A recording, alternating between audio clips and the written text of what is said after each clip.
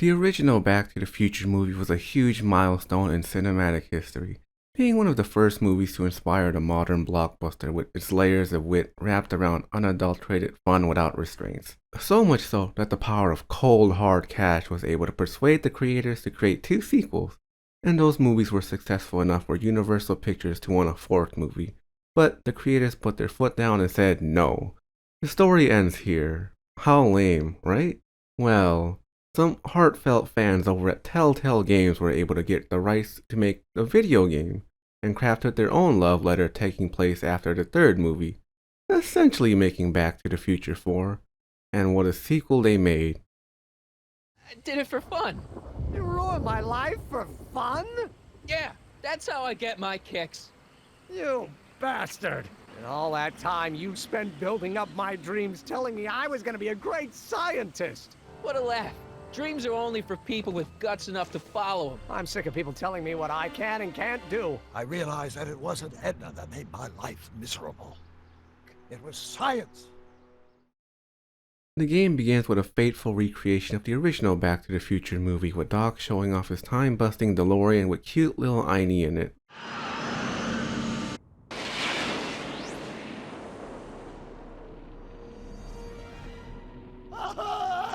What'd I tell you? 88 miles per hour! The temporal displacement occurred at exactly 1:20 a.m. and 0 seconds! Ah, Jesus Christ.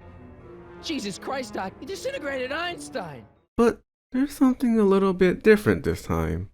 I've made a horrible mistake.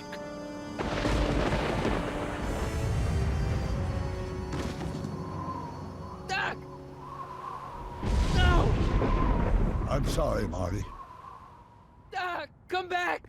Doc! But the flashback is all but a dream. Marty wakes up back in 1986 only to have his mom tell him he needs to rush to Doc's house as they're selling his belongings. I mean, a missing person doesn't need their stuff anymore, right? We're met with an all too familiar sight of Doc Brown's home, but it's filled with people buying his belongings. His father argues it's for the best. Doc's been gone for months. Who knows what even happened to him?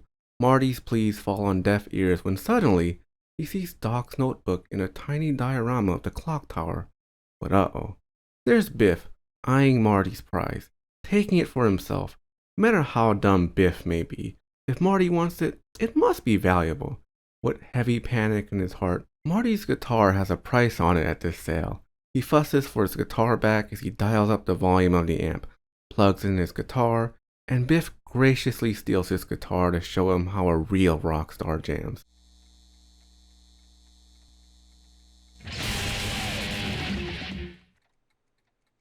Rock on, Biff. As he gathers the notebook, a nostalgic sound plays. Where are you?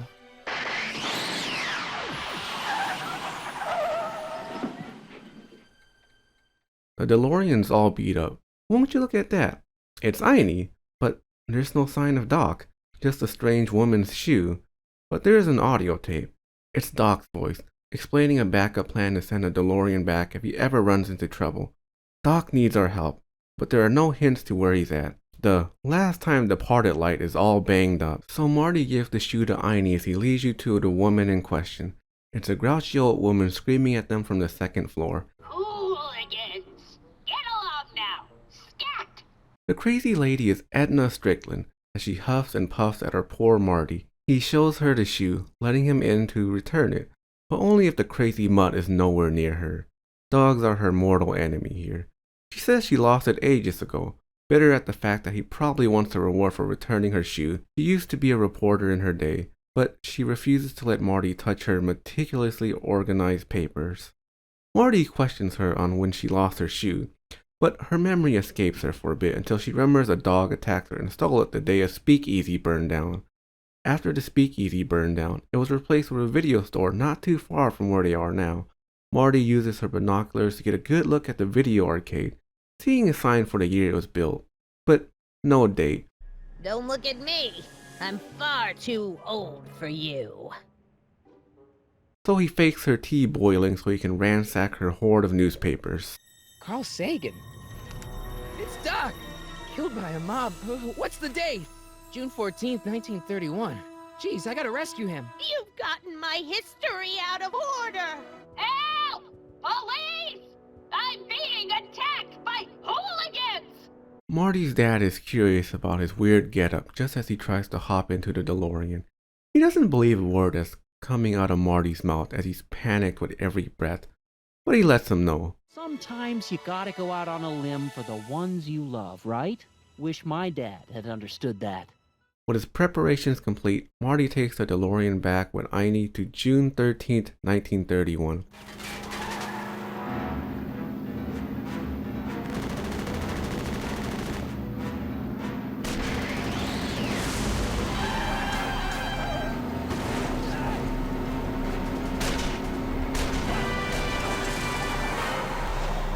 After his scuffle with the police, Marty parks his car next to a sign foreshadowing a car of the future. As he arrives at Hill Valley, Einie makes a break for it. As he searches for him, he's stopped by a reporter. Naturally, you know about the explosion that destroyed this illegal gin establishment. What's your opinion of Carl Sagan, the stranger who single-handedly did what the law has been unable to do for 10 long years, namely, rid Hill Valley of the scourge of liquor? This lady is one and the same as the grouch we met earlier.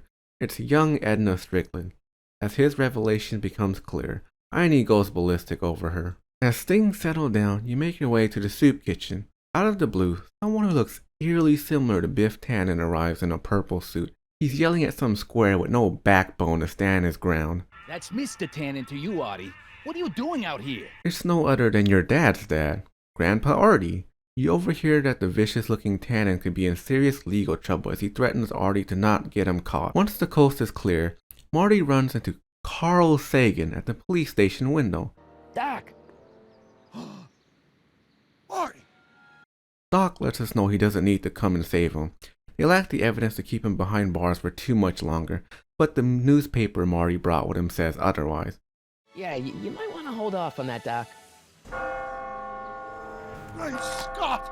I'm going to be gunned down by gangsters on the steps of the courthouse! So the plan is for Marty to find young Doc and convince him to finish his rocket-powered drill to bust him out of jail.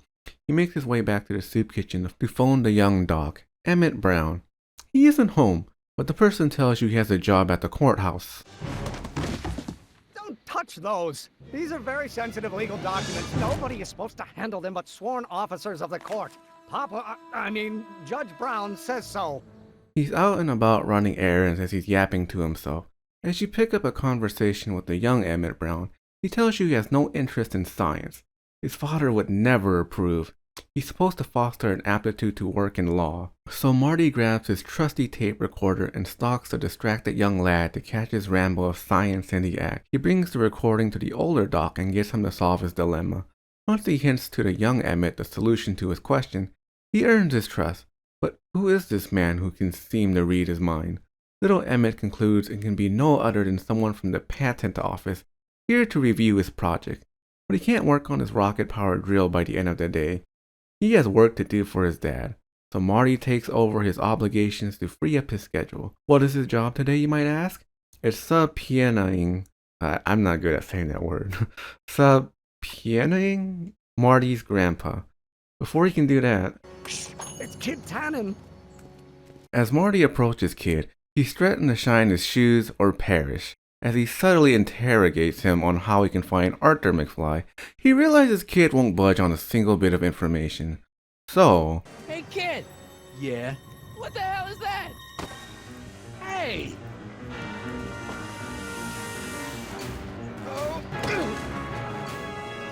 Give me that hat, you lousy crook! Emmett!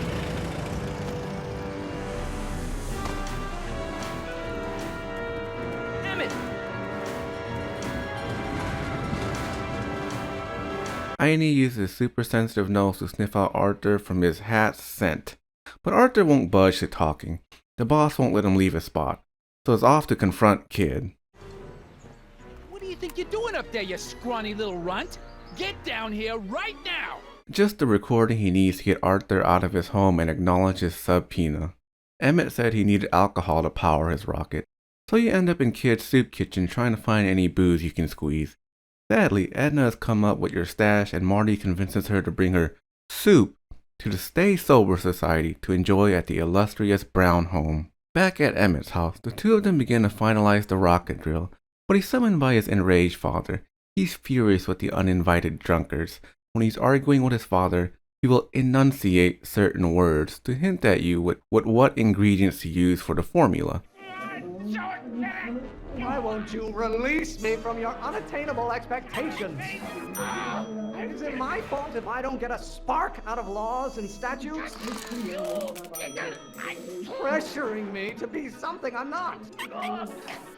With the drill complete, Emmett inquires on when he can expect to hear back from the patent office, but guilt consumes Marty. I can't. Huh? Emmett, I'm not from the patent office. I don't understand. I lied to you, but I didn't want to. It was the only way I can get you to trust me.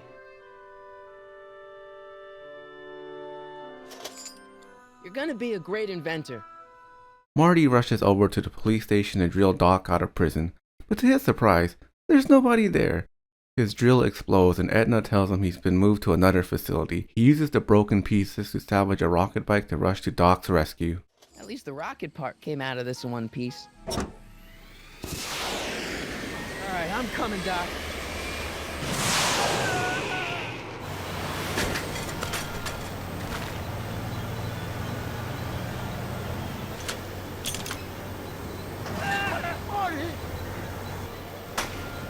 Eat lead, Sagan! Ow! Son of a bitch!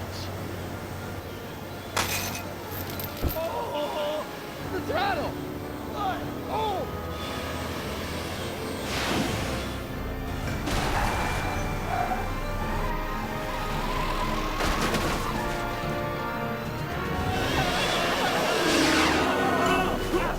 Doc, are you okay?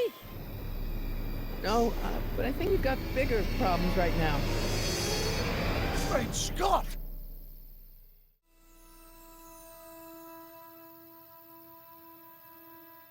After making his escape with Doc, they find out Grandpa Arthur was beaten to death for answering the subpoena at the courthouse. But before they can get into the DeLorean, a cop points his gun at Carl Sagan, the alleged speakeasy arsonist. Marty makes his way around into the driver's seat as he takes off, having to leave Doc behind. As Marty rushes to save his grandpa, Edna stops him for an interview. Before he can go into the courthouse, he has to find a way to sneak in without the past version of himself seeing him. But there's trouble as Einie approaches to him to play catch with the past Marty trailing close behind. Go get her, Einie. You! Get this mangy animal away from me! Come on, Einstein. Get away from the nice lady. My shoes! Einstein, no. Oh! Way to go, Einie. Now to get into that courthouse and grab Artie before Tannen's guys. Not another distraction. Emmett stops him for a chat about getting the stuff for his rocket, but the other Marty comes back and has to pull out the... Oh my god, what the hell is that? What's what? Who are you talking to? I'm talking to you. Now he has a clear shot to the courthouse. Run! Get him!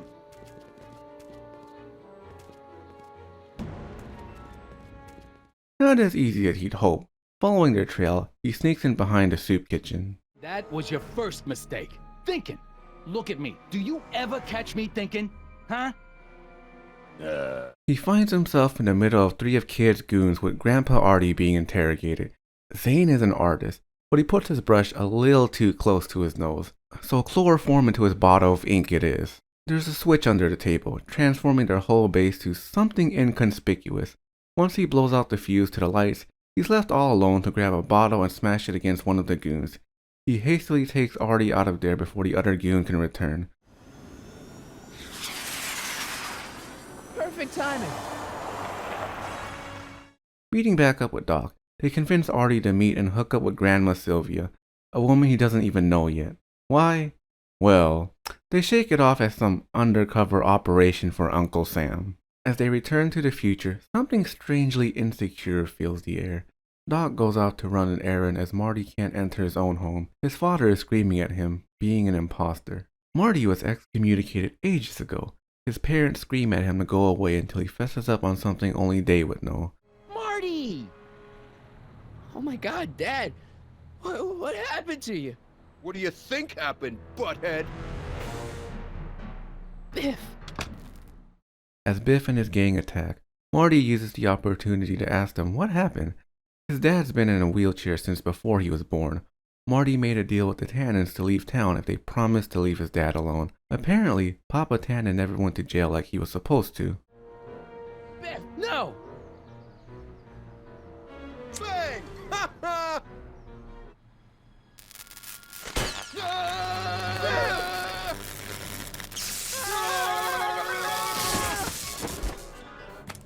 No one in Hill Valley messes with the Tannen family.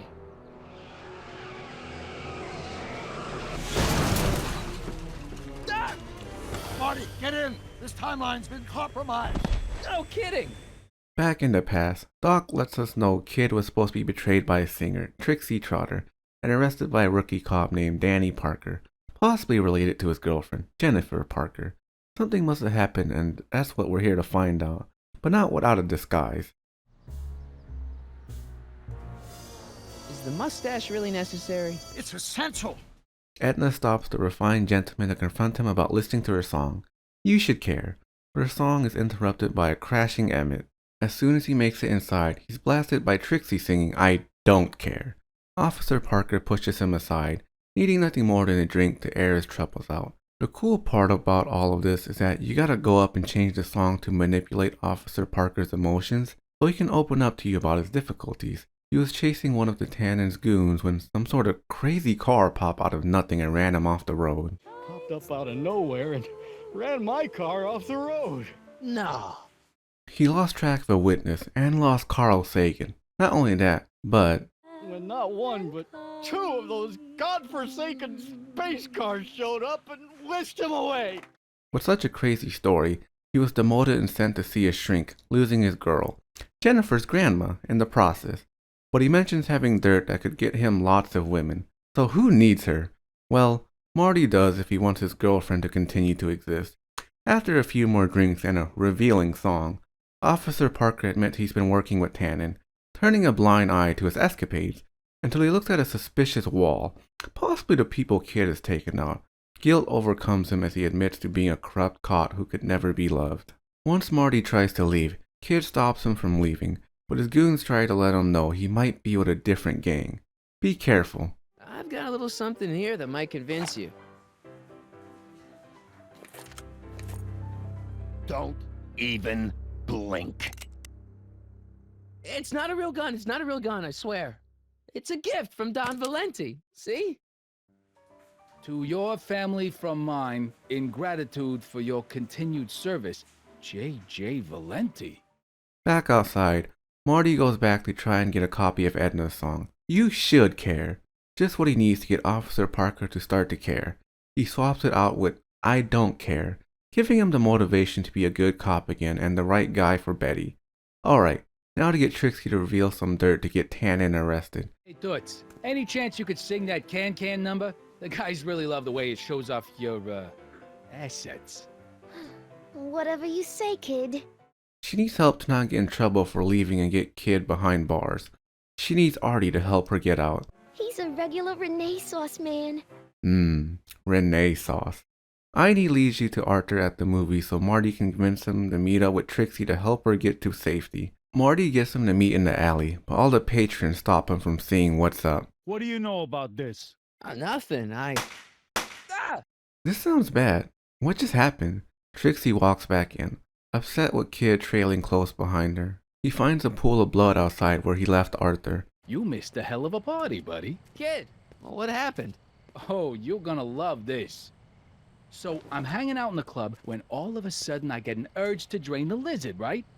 I come out into the alley, and who do I see? None other than that scrawny, subpoena-answering rat, Artie McFly. Naturally, I pull out Kid Jr. and prepare to put a couple bullets in McFly's head, which causes Artie's nose to start bleeding because he's a big wuss. And then... and then... What? Trixie literally gets down on her knees and begs me to let him live. Huh? Seriously, down on her knees crying and begging for McFly's life. One of the goons informs Kid that there's dynamite laying around. Must be the arsonist coming back. Kid makes his way to an underground lair as Marty learns of Zane's caricatures. They're the portrait of Kid sent the hit on, allegedly. He gives him a photo of his dad and asks him to give Arthur's hat so he can put it on the wall and let her know that Kid lied, telling Trixie that Kid took Arthur out despite her plea to save him. The deal is off. She brings the tax evasion scheme Kid is behind to Officer Parker to get him arrested. All right, everyone, party's over. Everyone out of the speakeasy. Psst. Crockett, the Valenti mob be willing to help, defuse this little situation? Sure, no problem. I'll bring it up in the next company meeting. Hey, we ain't begging here. Kid just thought JJ might like a piece of the action, especially now that he's just caught the speakeasy arsonist. Wait, you mean Doc? Doc? You ain't with the Valenti gang at all, are you? He's gonna get you, rat. He's gonna get all of you. Marty finds Kid's flask and uses Einie's doggy nose to find him just behind a Herbert Hoover poster. But wait a second, that's not Doc, that's Edna. She's the speakeasy arsonist. Get him, Sacramento boy. I can't do that, Kid. What? Marty makes his way around a barrage of gunfire as he rolls some booze over to the speakeasy. He distracts Kid enough to make sure Edna's able to escape before lighting the whole place up with his golden gun lighter. Hey, Kid! That ain't a real gun. Oh, right. I forgot. I better just get rid of it then. Oh, crap. Oh, look. Tannen? The judge's son. All right, Parker. I want a getaway car and a clear road to Nevada, or the brown kid gets it. You! Emmett! Hey!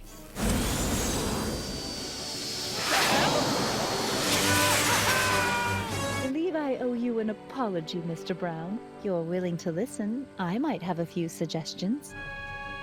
Great Scott! What? We've got to get back in. Oh, this could be disastrous. Doc!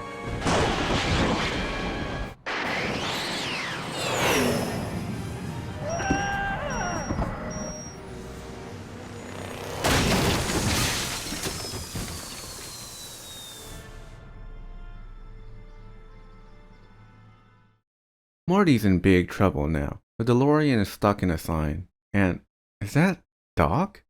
But he looks so professional? Oh boy, what did he do now? It's Jennifer, Marty's girlfriend. Or it should be, but punk, and I like that. Maybe she can bust us out, but apparently they had a fight and are no longer together. He was being too much of a nerd and was messing up her rebellious image. What are you wearing, Jen? You look so... Set up? Keen eye you got there. I was gonna say punk. A whole world alien to the likes of you, dork. They exchanged Kid's flask for a tire iron to get the DeLorean unstuck. I mean, that's one way to get down. What luck. Climb on in. Hey, Jennifer, I wait! told you, we're through, McFly. I'll never dig such a square again. He breaks Doc's car and his girlfriend thinks he's a loser. He grabs some of the broken pieces of the DeLorean to make a rocket to fly over the gate. Citizen Plus? Now being a citizen has a premium subscription program? Nah, that's some other jazz we'll get to later. But what is important is how sterile the entire town is. Everyone wears the exact same orange and beige outfit. They're eerily polite. And there's some statue of a woman that looks vaguely familiar. And won't you look at that? It's Officer Parker, but different. He's suspicious of our outfit, claiming we're on the pot, but his search brings up nothing. As Marty brings up some questions, he mentions Marty is kinda dumb for being an honor student. Yeah, in this timeline, Marty is some square nerd. Couldn't be me.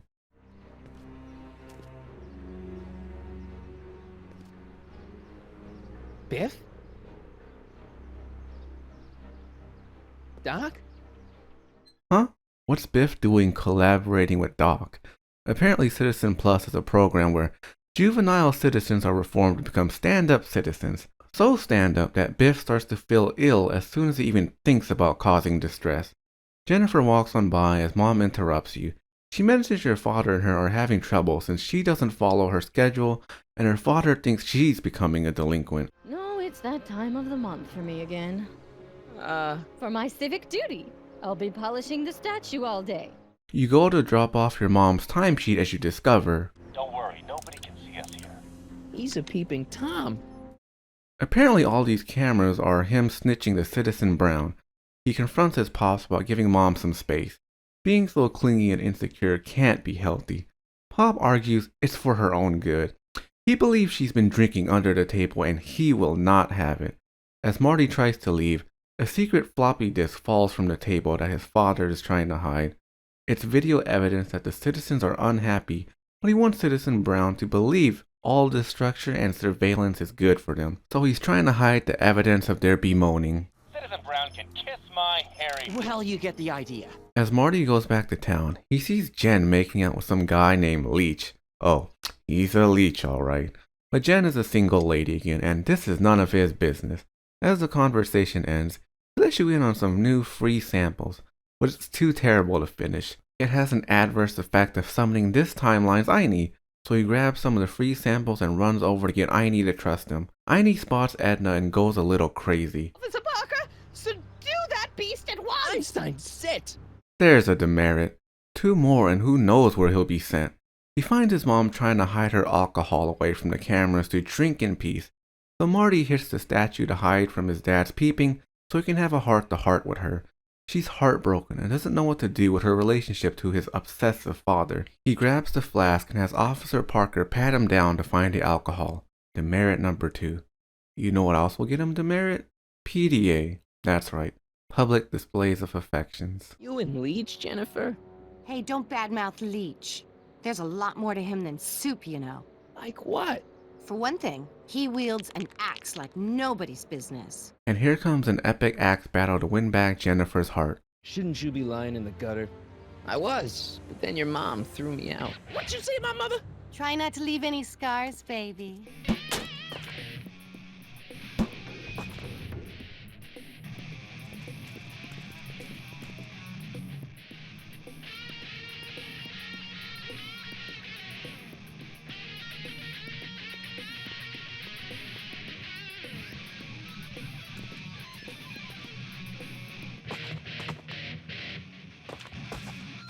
Huh? Martin McFly. That was totally awesome. Alright. Now that you got Jan's panties in a bunch, you show off your filthy relationship in front of the squeaky clean Edna so he can be sent to Citizen Brown for a mental analysis. I always knew your goody two-shoes A+ student act was too good to be true. Martin McFly, age 18, resident of Sector L, Father George, Mother Lorraine, president of the Junior Brown Brigade, recipient of a full-ride scholarship to Strickland College. Who is this passionless dud? Marty tries to get Doc to believe his plea that he's from a different timeline and he has to save it from becoming this tyrant. I know this is gonna be hard for you to swallow, Doc, but I'm not from around here. I'm from a different timeline where Hill Valley isn't all screwed up and there aren't these crazy rules and my dad's not a snoop and my mom's not a drunk and you're my best friend in the whole space-time continuum. Is your mother on the sauce again? But it falls on deaf ears as he's labeled as crazy. That is until... What? It's me, and you, the other you. It is me. And you. It's starting to get to Doc that he's not as crazy as he seems. Am I happy there? Very happy. You've got 2 great sons. Sons? Yes, and a fantastic wife. Not Edna? Not even remotely. And your invention. Jeez, Doc, you can go anywhere you want to. Anywhere in time. You're the luckiest guy in the universe. But it's not enough. As soon as Marty mentions how miserable the people are now, Doc throws a tantrum. There's no way his wife and his life's work could be flawed. Preposterous. So Marty is thrown out as he rushes to find the footage of the unhappy people of Hill Valley. But what he finds is his father laying on the ground, beaten. Someone whacked him with a baseball bat. Not only that, but the evidence is stolen. Who could have this to me? They review the footage and find a culprit. Kitten. Huh? I knew this zoom and enhanced feature would come in handy someday. Cost me a bundle at the hobby shop. X11. Marty confronts Biff, but he has no recollection of anything he's talking about. Last you remember was Edna showing up, well, and then everything just kinda went blank. So Marty asks to see his watch and enters the code he saw in the footage. And won't you look at that? Biff's become a non-verbal zombie, bending to his every will. He commands Zombie Biff to go and get the tapes, jumping into the recycling bin. Edna gives him a scolding until he mentions Marty. Mr. Tannen, please restrain our guest. Biff, stop! As Marty reminds him of all his favorite things to bring the real Biff back. Biff, look! Girly mags! Boobies! Babes. What the fuck? Mommy? Edna screams over Marty that people need to be controlled if we were to have a sane society. But behind the scenes was Doc all along. He heard it all. He couldn't believe what he heard. Just to create a world where free will can be turned off with a flick of a switch? Ah! Father, what have I done? When we were first dating, she was so spirited, principled, compassionate. When did I lose her? And coming from his wife, no less, Doc argues over his wife's crazy philosophy and listens to Marty's pleas to change the timeline to what it should be. Marty shows him his old notebook and it reignites his inspiration for science. But there's one more thing that he needs to take care of, getting Einie out of his jail cell. But Biff gets in the way. His programming has gone numb and he wants revenge. Down, Biff. Stay. All right. McFly. Oh, crap. All right, McFly. Time to race the music. Face. It's face the music, you idiot. Sick 'em.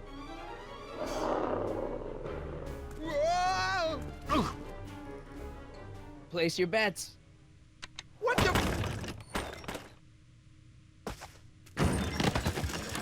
Doc, sorry I took so long. Martin McFly. Edna? No, Doc!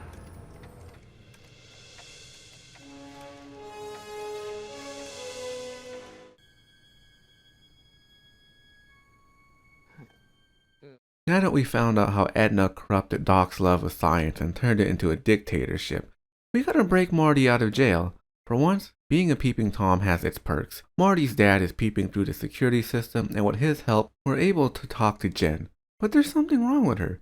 She's an uptight, upright citizen. What happened to my goth hottie? She's been brainwashed by the Citizen Plus program. We convince the guard to open the safe to our guitar to make sure it isn't damaged. What a lousy guard, if I must add. As he unlocks the combination, Marty's dad peeps over and catches the combination. With our delinquent sound, we rock and roll Jen's brainwashing out of her. Martin? What are you doing? Well, that's not right. Yeah, well, neither is this. Jen brings us the guard's outfit on her way out. Now it's time for us to bust Doc out from his torture device. There's a banged up door near a guard. Guess who's behind it? Why, it's no other than Biff, acting like a deranged monkey. We put a newspaper on the ground as we ask Biff to swallow a sleeping pill, but he mocks us and lets the pill fall out of his mouth as we take it to slip into the guard's drink. Now the Citizen Plus control panel is right under our control. Olfactory. I think I know what that means. What the? You! What are you doing? Get my friend out of here, you nutcase. Okay, that was a little less dramatic than I had expected. Whoa!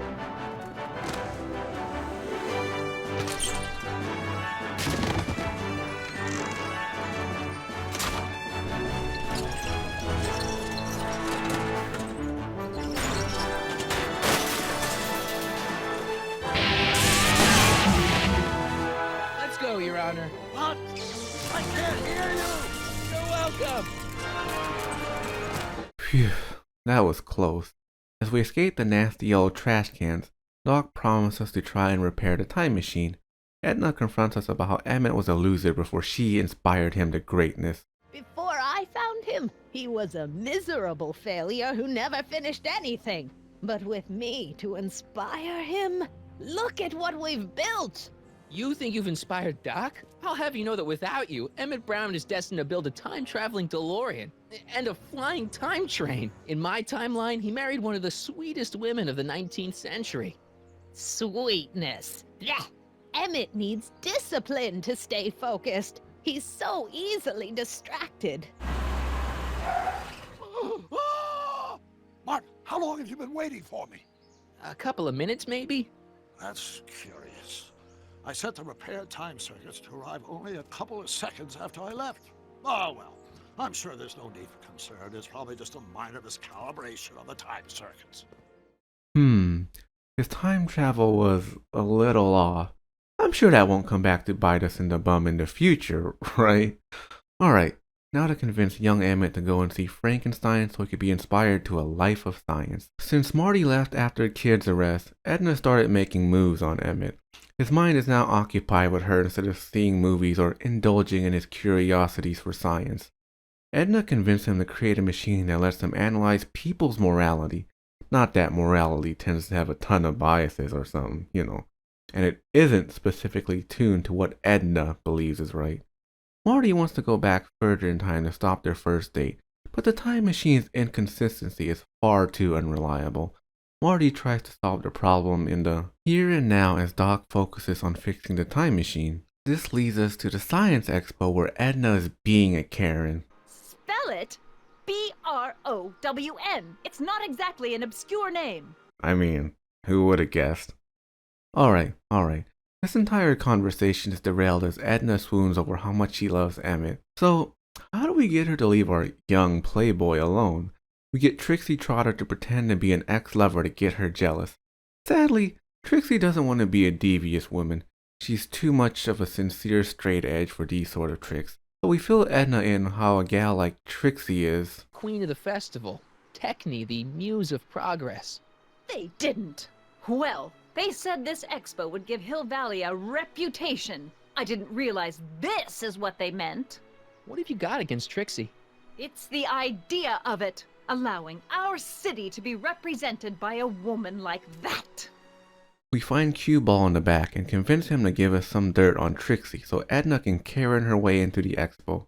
We have a naughty image of Trixie and Edna uses it to get Trixie out of the show. But it's not the titillating image that gets her out, but the evidence that she's not even an American. And no muse of science can be a non-American. Oh, the horror, man. Can you believe that? A Canadian as the muse to science? Like, how could they? Let's talk. Now, the cat fight is on. Just the motivation Trixie needs to go with our devious plan. She's not really good at winging it, so she asks us to help her recreate a play with the exact same scenario. So we grab her some props to get her to mute to fuel Emmett's playboy persona. To ruin Emmett's image, we get Doc to distract Edna as we make our way to the lab. He has a machine that rates your reaction to certain images to see if you have a healthy or a deranged mind, like me. So we sneakily give Emmett a test, giving him the wrong reaction to the images so his mind maps labels him as a crazy nutjob. On our way out, I'm gonna ask Edna to marry me. Right now. We ruin his suit so he looks the part. But he has this instant cleanser. But he does let on that there's a downside. It dissolves the fabric after a certain amount of time. We take his spray bottle and hide it in the DeLorean. Doc takes the DeLorean out for a spin to test out how accurate the time machine is. No good, but good for us as the cleanser is aged enough where it will eat whatever it touches almost instantly. During this entire exchange, Edna's gone.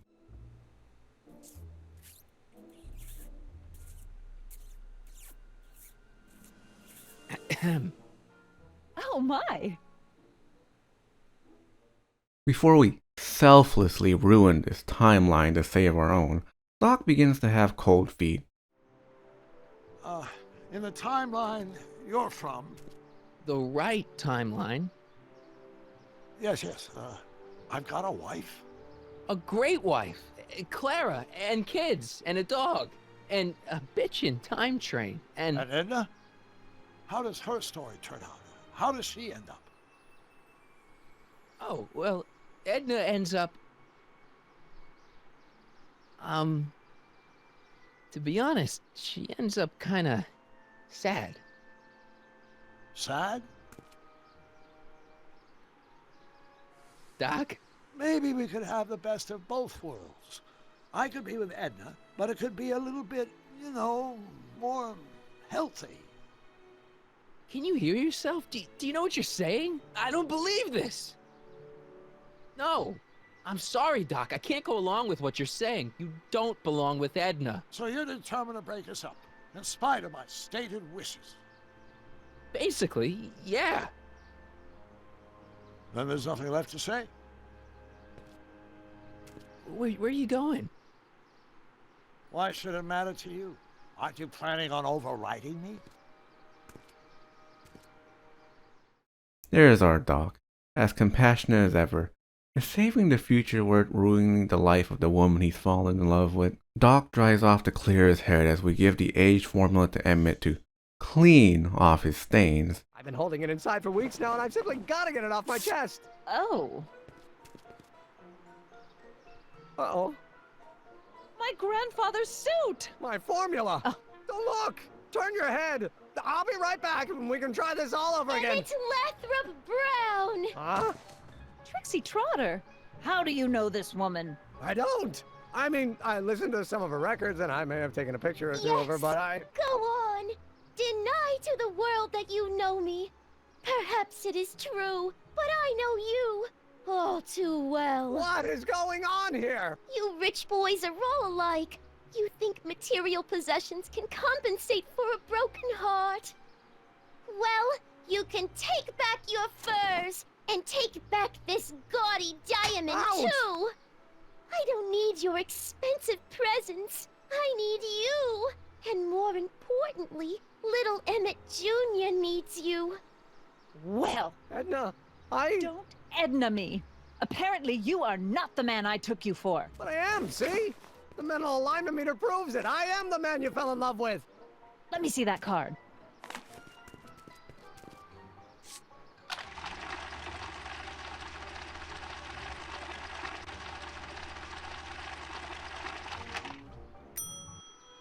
I should have known. A degenerate criminal. What? Get out of my sight! I never want to see you again! Huh. Our diabolical plan is going pretty smoothly, but is what we're doing actually worth it? And hold still. I know your emotions are running a little wild, but don't do anything crazy. Emotions? What emotions? My emotions are dead. Can't you take a hint? I don't want you here. I don't need you. You don't know what you need. And you do?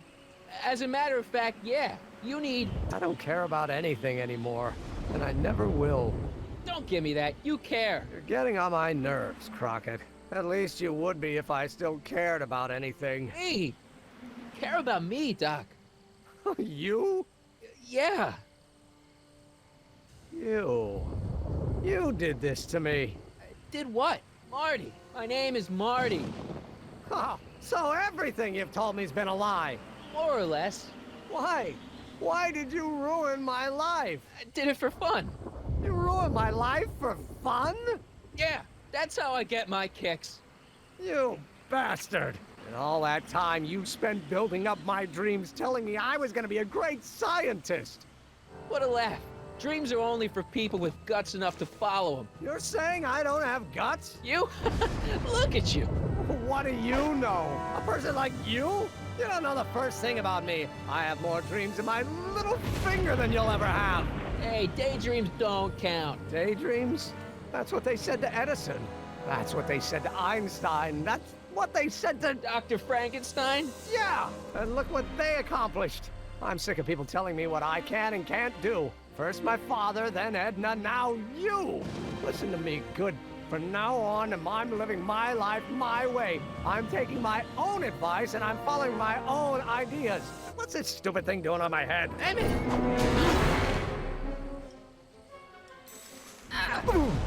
gotcha. Let's get out of here. What are you doing? Trust me. Hold on. Need a lift? Feel very much like someone who's going to be alone and unloved for a very long time. Maybe I should get a cat. Nonsense. I can state with nearly 100% certainty that you're going to have a long and fulfilling life. Tell me, how much do you know about Sonny Crockett?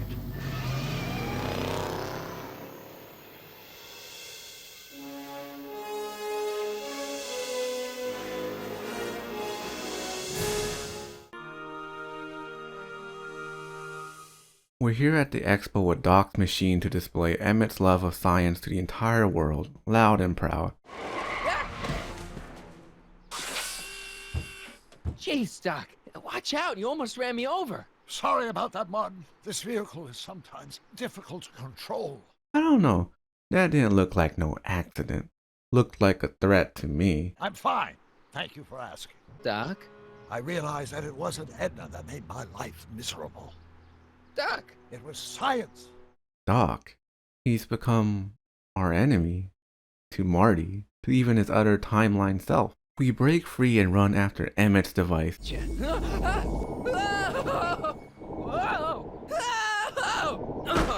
Edna's got Officer Parker to close off Emmett's display and she's telling him where... Yakov Smirnov.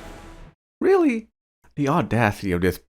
Thankfully, he thinks she's crazy and has no solid evidence against us. So we take a bugged flower pot and hide it in a phone booth as we hide in one of the exhibitions to call her. Listen. You know, I don't think I ever asked you why you burned down all those speakeasies. Why? Because no one else was doing anything about them. We spot Doc and Emmett at the corner of our eye chatting in the Atlas House of Glass. We get Trixie to lend us some tickets to explore the exhibitions. Here in the House of Mirrors, your game will glitch out as you break through the mirror dimension to a soft lock on your game. Once you're out, you notice the special guest in the water suit acting kind of funny, so you interrogate him for sounding a little too much like Doc. Quit fooling around, Doc. What have you done with Stop! Help! I'm being attacked! Time for less hostile measures. We use our ticket to get through the booth, but the crazy marine biologist refuses to take our ticket. We get the administration to look into the problem and the biologist commits to letting us in. There's a submerged object with a breathing tube attached. Our expert assures us nobody's inside. I'm sure we all know where this is going. See?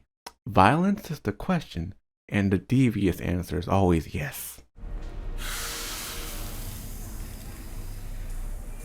Step back! You're crimping the hose! What does it matter if there's nobody in the bathysphere? It's very bad form. Oh, sorry.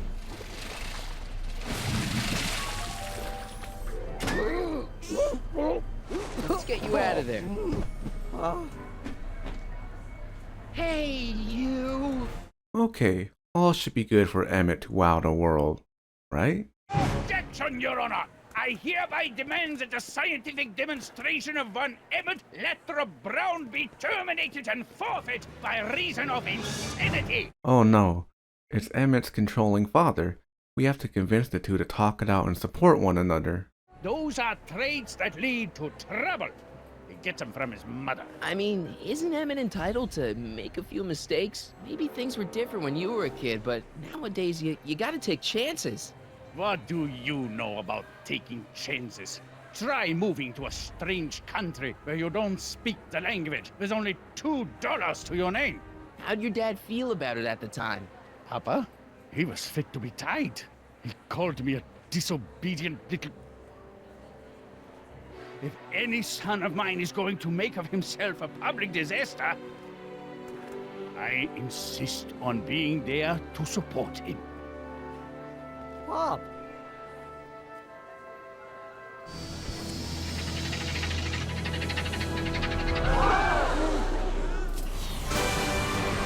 Look at that! He's flying! My Emmett is flying! Man, that was heavy. But outside the expo, Doc is scheming something with Edna. Get back here!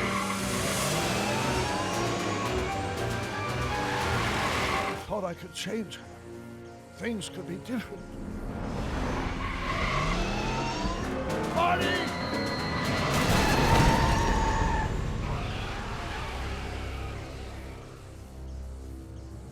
Doc!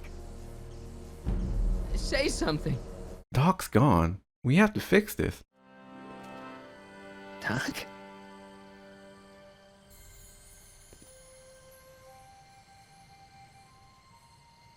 Marty, have you been out here the whole time? Emmett's becoming curious of the commotion, but Marty rips the newspaper and makes young Doc swear not to read the paper until he gets the key to the city.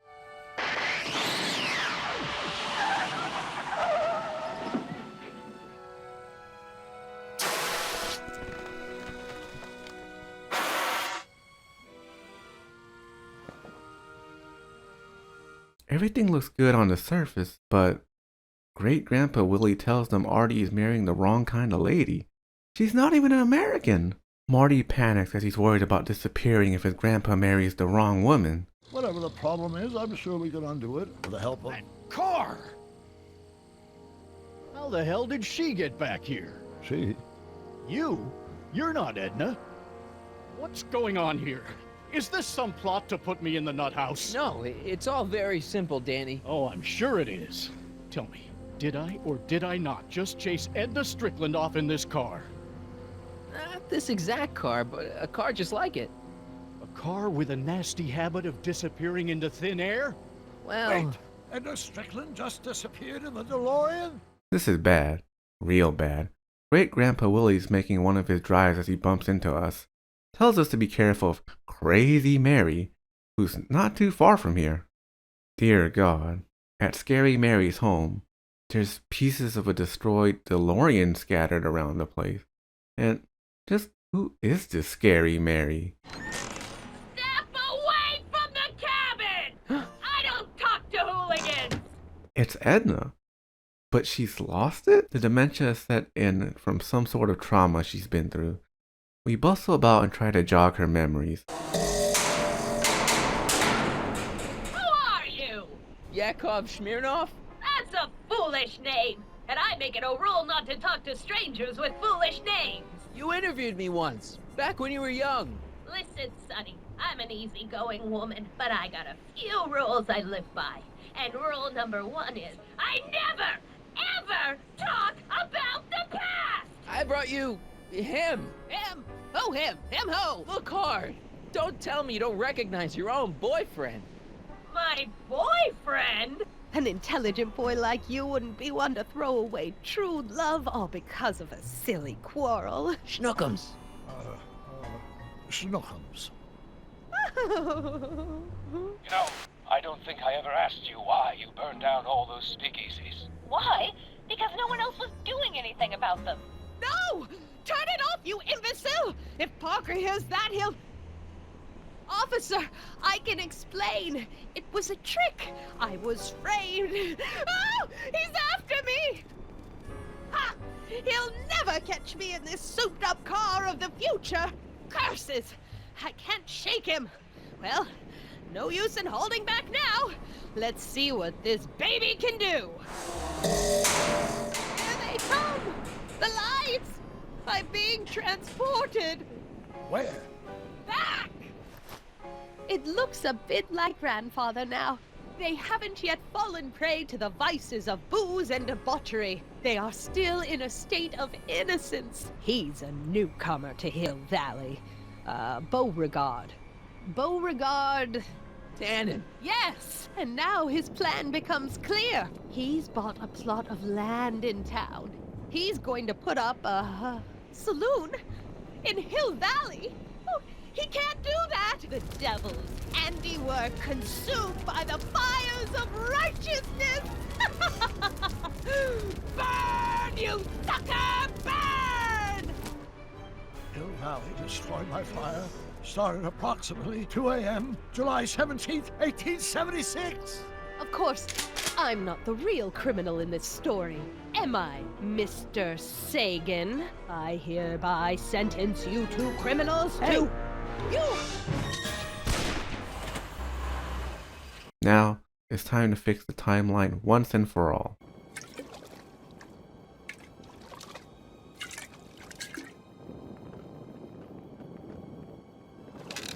Who's there?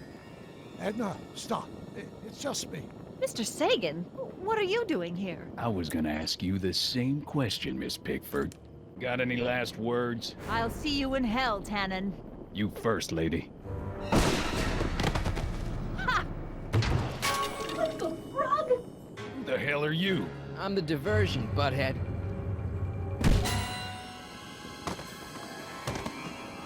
Edna's DeLorean.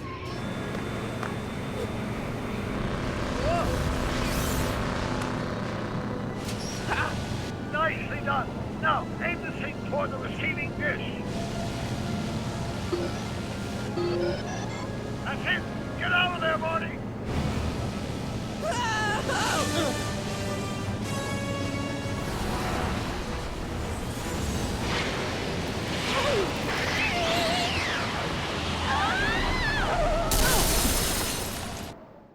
Artie took me to Reno last night. And it's true. My grandpa's married the wrong grandma. Now I know marrying a Canadian for a work permit isn't strictly by the book, but hey, sometimes you gotta go out on a limb for the ones you love. You don't understand. You're supposed to marry Sylvia Miskin. But I did marry Sylvia Miskin. You didn't think my real name was Trixie Trotter, did ya? Dr. Brown! Edna? Einie! What's going on? Hey, Dollface, it's past time for our 3:30. Coming, sweetie! Oh, Mr. McFly, have you seen my stepson anywhere? Oh, Biff! I think you're late for an appointment. Oh, gosh. You're right, Mr. McFly.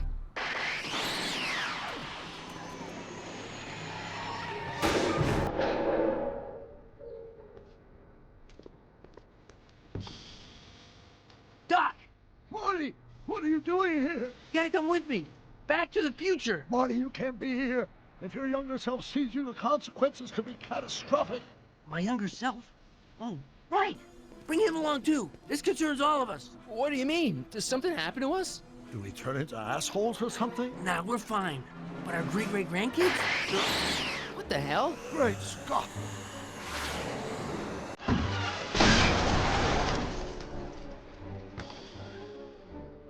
Doc, you gotta come back with me. Back to listen to him, Doc. It's me you gotta help. If you want to save Jennifer and our 12 kids. What? That timeline was overwritten 5 jumps back. Doc, Jennifer's out of how the can there be two more of me here? I have no idea.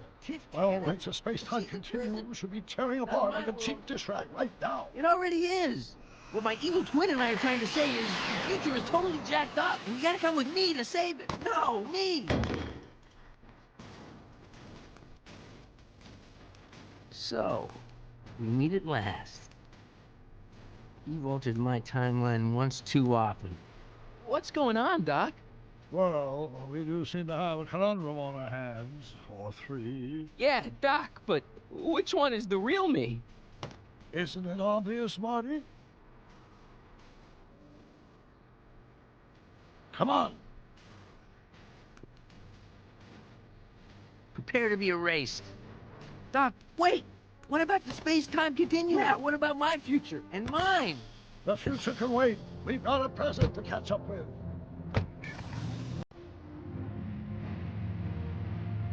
Where to, Doc? Fine. Thrill me.